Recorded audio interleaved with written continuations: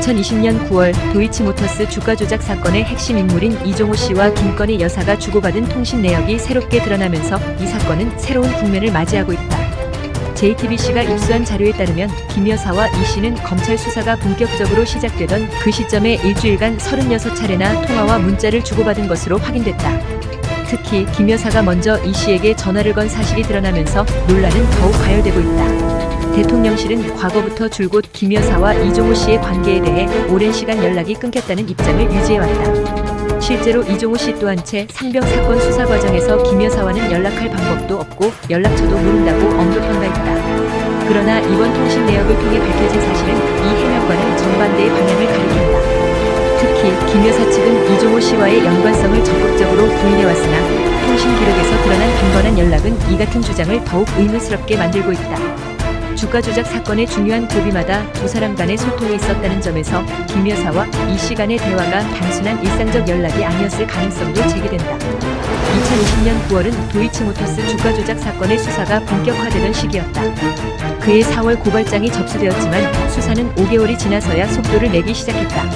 특히 첫 고발인 조사 일정을 알리자마자 김 여사가 이 씨에게 전화를 건 시점이 의심을 더욱 키운다. 9월 23일 황희석 전 법무부 인권국장이 고발인으로 소환될 예정이었고 그 다음날 김 여사는 이 씨에게 첫 전화를 걸었다. 그 이후 일주일간 김 여사와 이 씨는 36차례 통화를 주고받았다. 특히 첫 고발인 조사 당일에는 9차례나 연락을 주고받았고 그 대화의 내용은 아직까지 정확히 알려지지 않았다. 이종호 씨는 검찰 조사에서 도이치모터스 주식 거래와 관련된 통화였다고 진술했지만 이 통화가 주가 조작 사건의 핵심과 어떻게 연결되는지는 여전히 불분명하다. 김 여사가 먼저 이종호 씨에게 전화를 걸어온 횟수는 총 25번으로 이 씨의 연락 횟수인 15번을 훨씬 웃돌았다. 통신 내역에 따르면 두 사람의 연락은 검찰 수사 일정에 따라 점점 빈번해졌으며 이 점에서 김 여사가 이 사건에 대해 어느 정도까지 알고 있었는지가 중요한 논점으로 떠오르고 있다.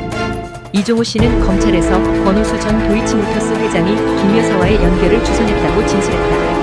권 전 회장은 김 여사가 계속 전화를 해서 물어보는데 당신이 알려주라고 이 씨에게 요청했다고 한다. 이후 김 여사는 이 씨에게 직접 전화를 걸어 자료 검토를 요청한 것으로 드러났다.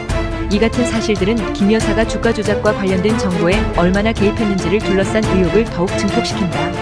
김 여사와 이종호 씨의 통화 기록이 공개되면서 이번 사건은 단순한 주가 조작 사건에서 벗어나 정치적 파장을 일으킬 수 있는 잠재력을 지니게 되었다.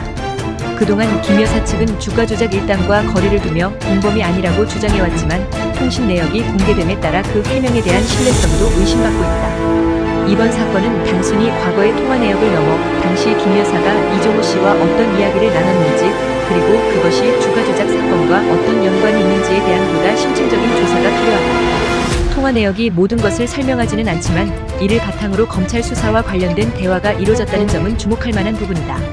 김 여사와 이종호 씨의 대화 내용이 정확히 무엇이었는지는 아직 불투명하지만 이번 주가 조작이라는 경제적 범죄이기 때문에 윤석열 탄핵의 스모킹건이 될 수 있습니다.